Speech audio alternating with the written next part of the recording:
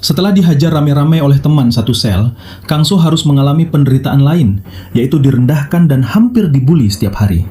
Namun dia tetap sabar dan tidak melawan sama sekali.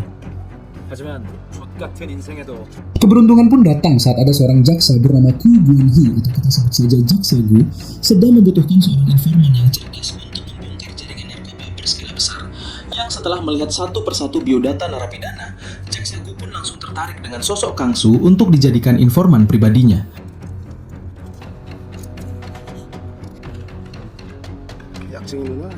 Tanpa basa-basi, Jaksa Gu pun langsung menawarkan kebebasan untuk Kang So apabila mau menjadi informan pribadinya, dan untuk menguji seberapa hebat Kang So dalam keahliannya, Jaksa Gu pun melakukan tes daya ingat untuk melihat seberapa cepat dan akurat Kang So dalam mendengar dan mengingat suatu informasi.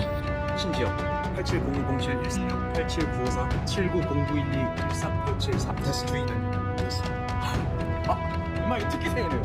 Lulus dalam tes yang diberikan, Jaksa Gu pun langsung memperlihatkan papan para tersangka yang harus berhasil mereka berdua tangkap.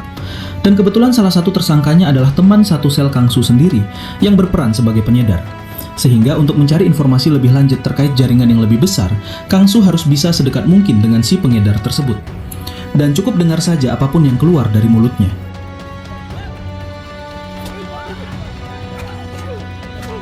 Dan untuk mendekati si pengedar, Kang So nekat menyerang napi lain yang merupakan saingan si pengedar di penjara ini. Dan itu semua dia lakukan hanya untuk mendapatkan perhatian dari si pengedar, supaya dia bisa diajak bergabung dan masuk ke dalam kelompoknya. Dengan konsekuensi, yaitu Kang So harus babak belur dihajar para pesaing si pengedar tersebut.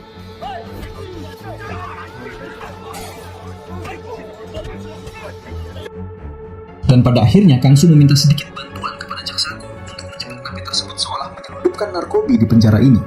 Sehingga setelah semua pengorbanan yang dia lakukan, si pengedar akhirnya mengajak Kang So untuk bergabung ke dalam kelompoknya dan mulai mendengarkan setiap informasi yang keluar dari mulutnya.